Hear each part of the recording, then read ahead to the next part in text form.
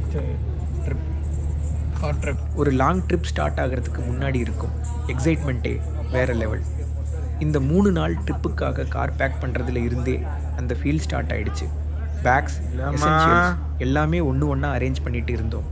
இந்த தடவை ஒரு சின்ன டிஃப்ரெண்ட் ஐடியா என்னென்னா, பின்னாடி கம்ஃபர்டபுளாக ரெஸ்ட் எடுக்கணும்னு எங்கள் 2 பசங்களுக்காக ஒரு ஏர் மெட்ரஸ் கூட வாங்கி வச்சுருந்தோம். லாங் ட்ரைவ்னால் ரீச் ஆகிறதுக்கு மட்டும் இல்லை, ட்ராவலே கம்ஃபர்டபுளாக இருக்கணும் இல்லையா? எல்லாமே ரெடி ஆனதுக்கப்புறம் நைட்டில் நாங்கள் கிளம்பிட்டோம். நானும் என் ஒய்ஃபும் ஹைவேயில் ட்ரைவ் பண்ணிட்டு போனோம். உண்மையாகவே சொல்லணும்னா எங்களுக்கு 2 பேருக்கும் இப்படிப்பட்ட ட்ராவலில் தான் கொஞ்சம் பர்சனல் டைம் கிடைக்கும்.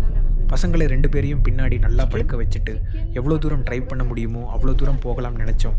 சென்னையிலேருந்து ஈவினிங் 5 மணிக்கே ஸ்டார்ட் பண்ணோம். ட்ரைவ் பண்ணிகிட்டே போனோம். நடுவில் ஹசன் பக்கம் ஒரு பிரேக் எடுத்துகிட்டு நெக்ஸ்ட் டே மறுபடியும் ஜெர்னி கண்டினியூ பண்ணோம். கர்நாடகா வந்தால் மிஸ் பண்ணக்கூடாத ஒரு பிரேக்ஃபாஸ்ட் பிசிபெல்லாபாத் சாப்பிட்டுட்டு நாங்கள் டேரெக்டாக பேலூர் சின்ன கேசவா டெம்பிள் வந்துட்டோம்.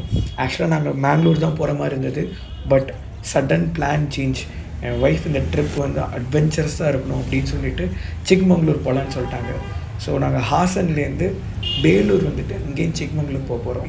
இப்போ நாம் வந்திருக்கிறது சின்ன கேசவா டெம்பிள் பேலூரில் இருக்குது. இது வந்து ஒரு விஷ்ணு டெம்பிள், 12th செஞ்சுரியில் கட்டினது. நம்ம சென்னையிலேருந்து இது 480 to 500 கிலோமீட்டர்ஸ் இருக்கும். இங்கே வரணுன்னா பெஸ்ட்டு ரூட் பெங்களூர் வந்து ஹாசன் வந்து வர்றது தான்.